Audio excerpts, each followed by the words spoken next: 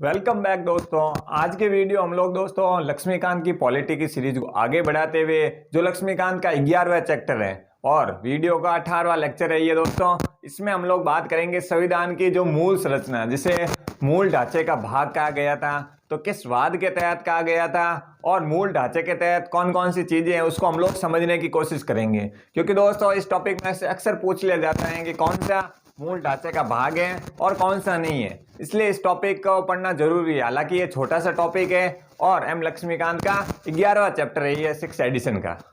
ठीक है दोस्तों, लेक्चर स्टार्ट करते हैं। आज के वीडियो हमारा जो टॉपिक रहेगा वो रहेगा संविधान की मूल संरचना। कि मूल संरचना में कौन कौन से तत्व या कौन कौन से पॉइंट्स डाले गए हैं, जिसे हम लोगों ने पिछले वीडियो में जब बात की संविधान संशोधन की, तो संविधान संशोधन में ये जानना है कि भाई जो संविधान संशोधन किया तो जा सकता है लेकिन मूल ढांचे को छोड़कर, तो वो मूल ढांचा है क्या, तो उसको हम लोग आज पढ़ने वाले हैं कि भाई जो मूल ढांचा ये है और इसके अलावा किसी प्रकार का संशोधन करेंगे तो 368 आर्टिकल के तहत संसद इसमें संशोधन कर सकती है, लेकिन मूल ढांचे को बिना छेड़खानी किए। क्लियर है ना।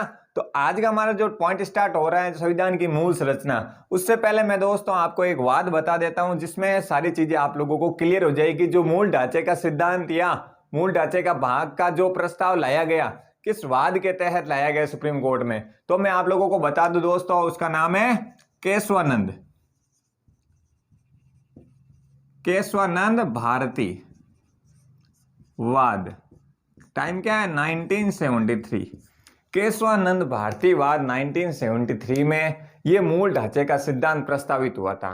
क्योंकि आप लोगों को वाद भी पूछ लेते हैं कई कबार, इसके जो तत्व है या इसमें जो शामिल पॉइंट्स है वो तो कभी पूछते हैं जनरली, लेकिन कभी कभार पूछ लेते हैं मूल ढांचे का जो सिद्धांत लाया गया किस वाद के तहत लाया गया, तो वो केशवानंद भारती। इसके अलावा भी दोस्तों जो प्रथम संविधान संशोधन हुआ, उसके बाद गोलकनाथ वाद हुआ था, उसके बाद बहुत सारी चीजें हुई, लेकिन जो केशवानंद भारती वाद था इसमें मूल ढांचे के सिद्धांत को प्रस्तावित किया गया। तो इसमें शामिल तत्व टोटल हम लोग जो भी तत्व, वैसे तो दोस्तों करीबन 20+ है, लेकिन जो मुख्यतः है वो मैं आप लोगों को आज के वीडियो में बताते हुए चलूंगा।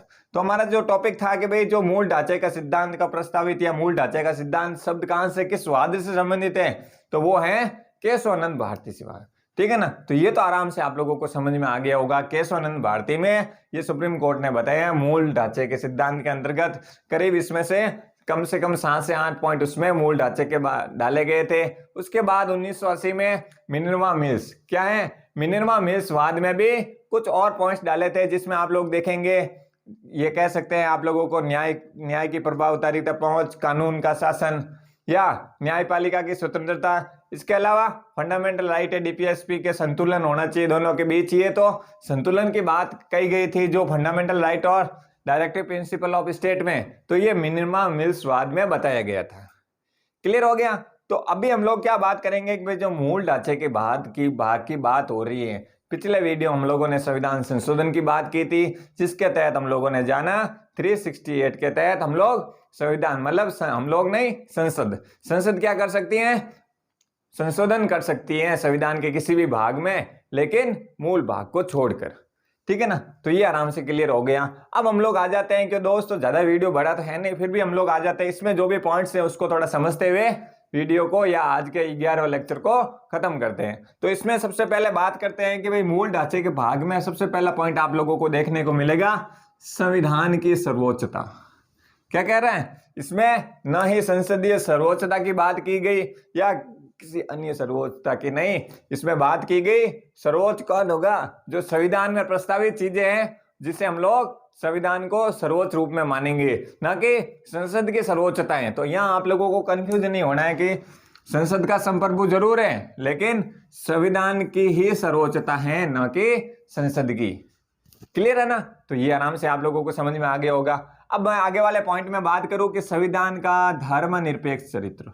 ये कह रहा है कि संविधान का धर्मनिरपेक्ष चरित्र का ये मतलब हुआ कि जो भारतीय संविधान में ऐसा नहीं है कि किसी विशेष धर्म को बहुलता दी गई या किसी विशेष धर्म को सपोर्ट किया गया, ऐसा बिल्कुल नहीं है दोस्तों। इसमें आप लोग देखेंगे हिंदू है, मुस्लिम है या किसी भी धर्म से संबंधित हो, उसका जो चरित्र रखा गया है धर्मनिरपेक्ष, मतलब बिना किसी पर्टिकुलर धर्म पर फोकस ना कर कर सभी धर्मों की समानता दी गई है।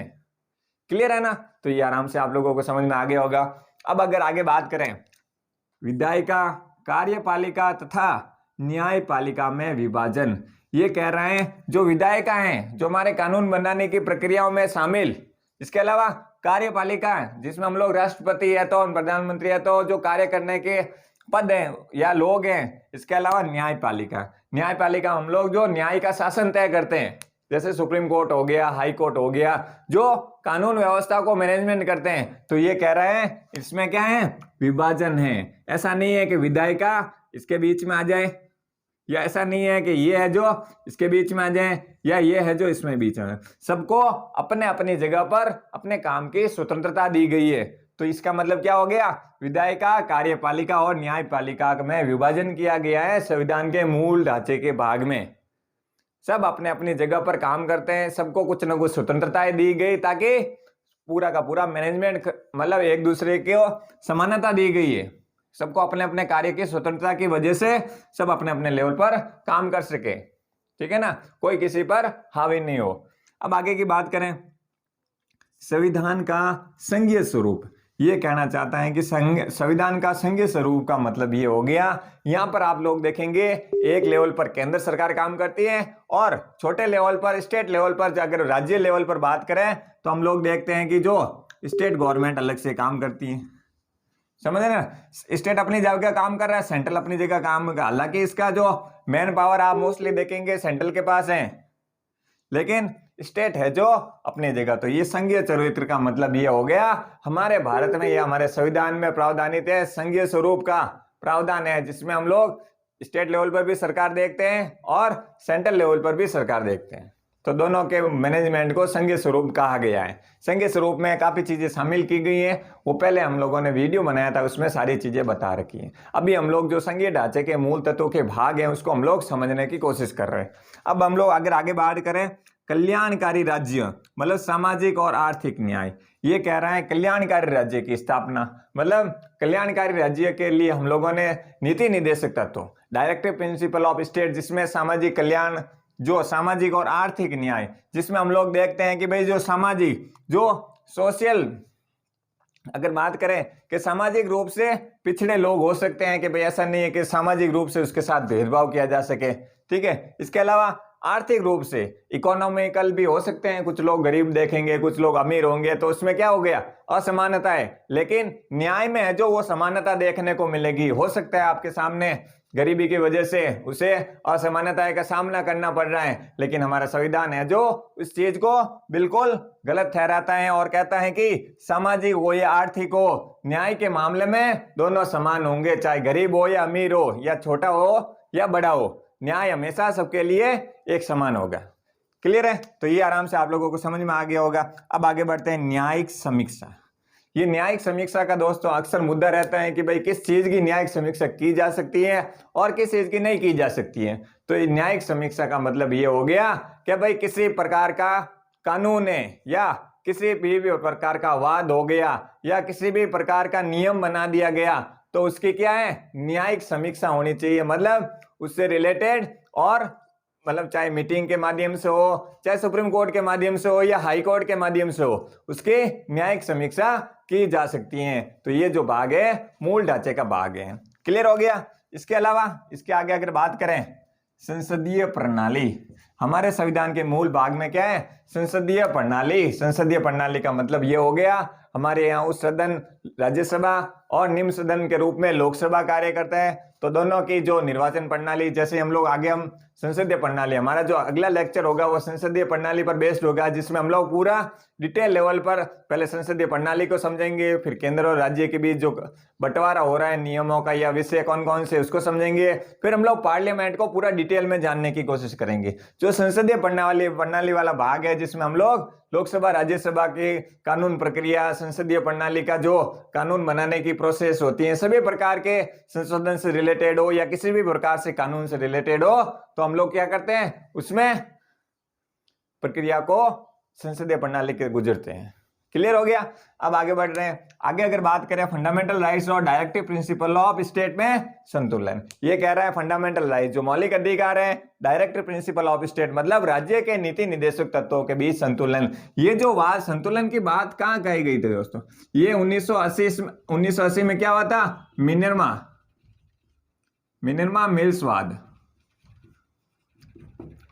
मिल्सवाद में ये सुप्रीम कोर्ट ने ये क्यों कहा गया था कि भाई उससे पहले तक 1900 पहले तक तो क्या कहा गया था, मूल अधिकार है जो अगर मूल अधिकार और नीति निर्देशक तत्वों के बीच टकराव की स्थिति आती है तब हम लोग देखेंगे कि मूल अधिकार हावी होंगे। लेकिन जब 1980 में मिनर्मा मिल्सवाद लाया गया या आया गया, उसमें यह बताया गया सुप्रीम कोर्ट के द्वारा कि दोनों एक दूसरे के पूरक है, मतलब एक दूसरे का बैलेंस करते हैं, न कि एक दूसरे पर हावी होते हैं। दोनों ही समाज के विकास के लिए बहुत जरूरी होते हैं, ठीक है ना।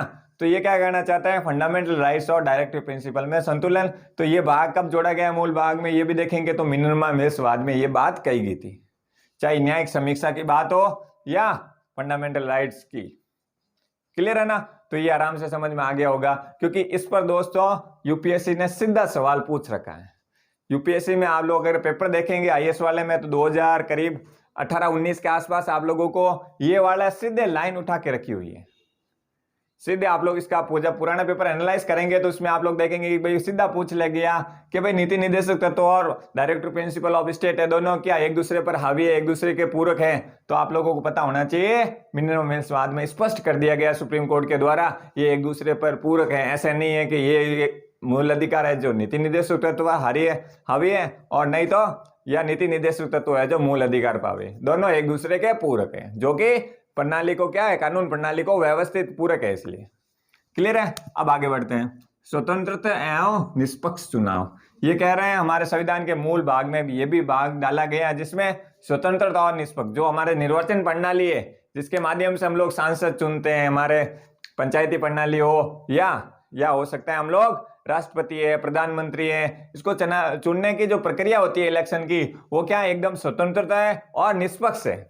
तो ये भी किसका भाग है, संविधान के मूल ढांचे का भाग है। इसके अलावा न्यायपालिका की स्वतंत्रता, इसमें हमारे संविधान में न्यायपालिका को बिल्कुल स्वतंत्र रखा गया है ताकि किसी प्रकार की कानूनी प्रक्रिया में दबाव या दिक्कत महसूस नहीं हो।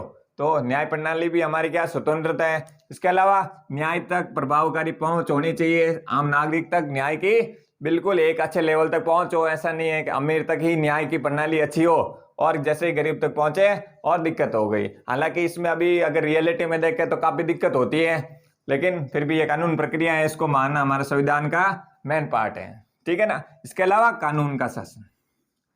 क्लियर हो गया। तो इसमें हम लोग देखेंगे दोस्तों मुख्यतः जो 12 पॉइंट थे, इसके अलावा ऐसे तो 20+ देखने को मिलेंगे, लेकिन जो मुख्यतः थे उसको मैंने आप लोगों को बता दिए हैं। फिर भी आप लोग इसके अलावा भी पढ़ना चाहते हैं, अगर यहाँ तक समझ लें तब भी बहुत है। आराम से एग्जाम में क्वेश्चन आ भी गया तो आराम से आप लोग एलिमिनेशन से आराम से क्लियर कर सकते हैं, ठीक है ना। तो आज के वीडियो में दोस्तों इतना ही है, और अगर आप लोगों को वीडियो अच्छा लगा हो तो प्लीज आप लाइक करें, शेयर करें, सब्सक्राइब करें। अगर वीडियो में किसी प्रकार की कोई कमी हो तो अपने सुझाव जरूर दें ताकि आने वाले वीडियो में सुधार किया जा सके। थैंक यू दोस्तों।